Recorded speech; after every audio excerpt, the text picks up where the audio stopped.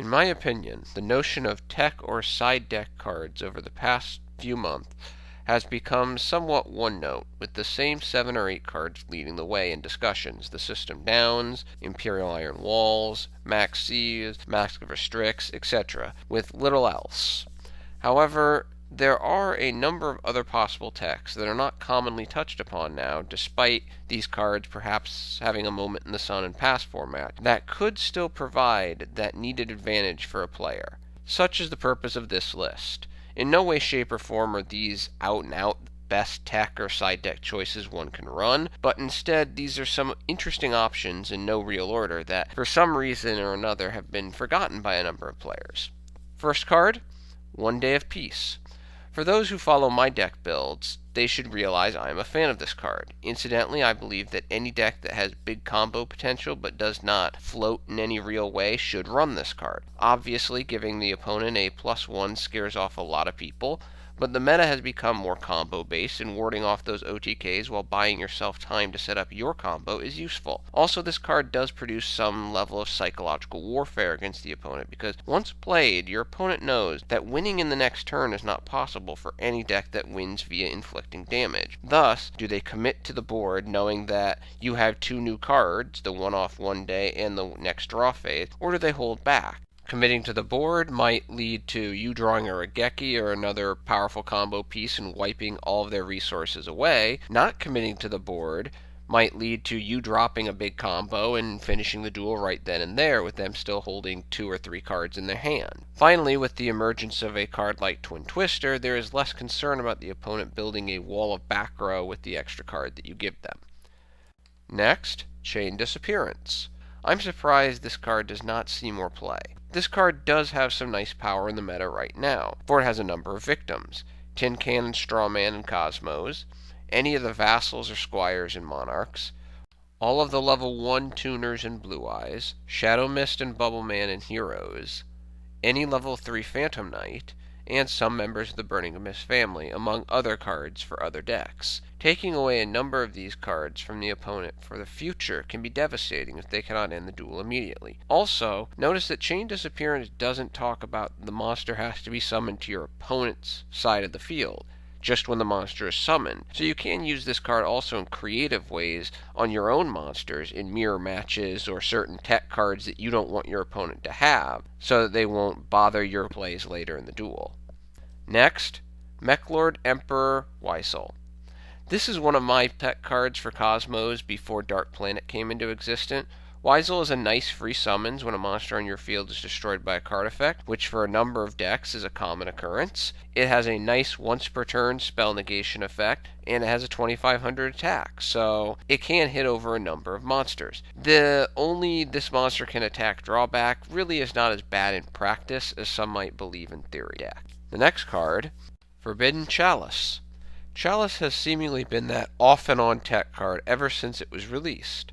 Its effect produces a large enough attack point increase to help you get over higher attack point monsters like Monarchs, Dante Beatrices, and Cosmos. However, that attack increase is not large enough when negating the effect of an opponent's key monster, that monster becomes an attack threat to your monsters. The versatility of Chalice, including its ability to activate in the damage step, should give it a little more attention than it tends to get when comparing it to a card like Effect Veiler. As long as powerful monster effects exist in the game, Chalice should always be a valid side deck option.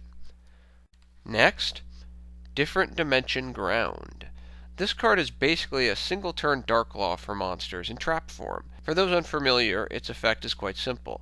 This turn, any monster sent to the graveyard is removed from play instead. Different Dimension Ground is commonly at worst a 1-for-1 by stopping a big combo play in its tracks at step 1 because a particular card did not go to the graveyard.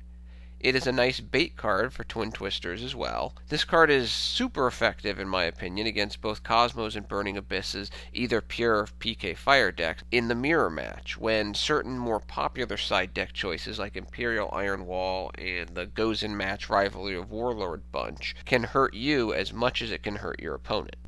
Next, Cursed Seal of the Forbidden Spell.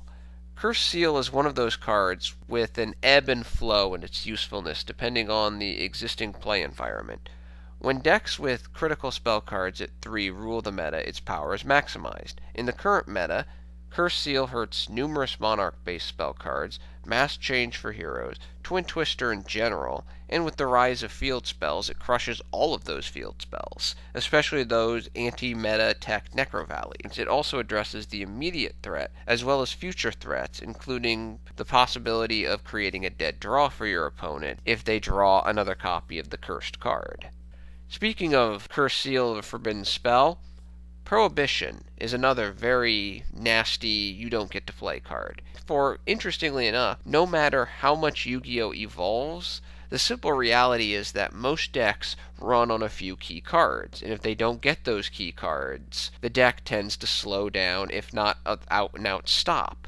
Prohibition basically says no to one of these key cards, heavily reducing the efficiency and the win probability of the deck, all at the bargain basement cost of one card. Prohibition is a fantastic card for those annoying back row heavy decks. For a simple call of Twin Twister, and your opponent's game turns into a frustrating slog through the rest of your existing back row. Next, Cosmo Wicked Witch.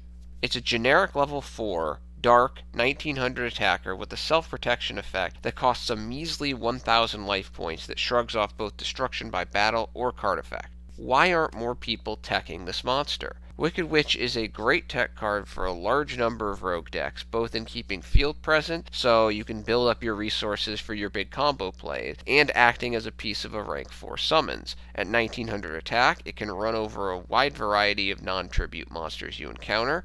If you have a few deck spots available to you and you find yourself lacking a few monsters, Wicked Witch is definitely a card to consider. Next, Mass Change 2.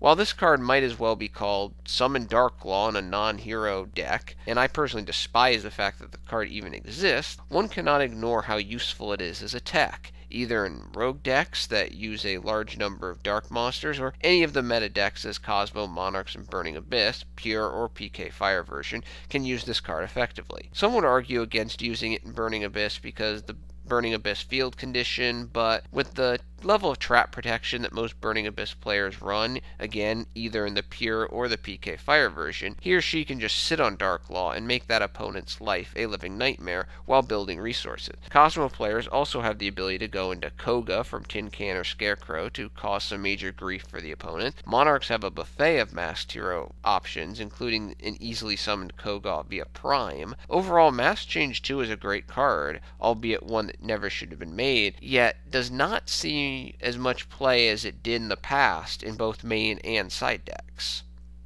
Getting close to the end here, the second to last card, Creature Swap. Swap might be the most annoying card in the game. The ability to grab an opponent's monster, taking their on-field strengths as your own, while returning a monster that will not last long on the field in exchange. Swap does not target, so any monster that is affected by spell cards is up for the taking. It works very well in combination with monsters that have graveyard effects, producing pluses for you, as well as producing kind of negatives for your opponent because of all the resources that they typically have to utilize in order to get the monster on the field that you just took, well, they just gave you after you activated Creature Swap.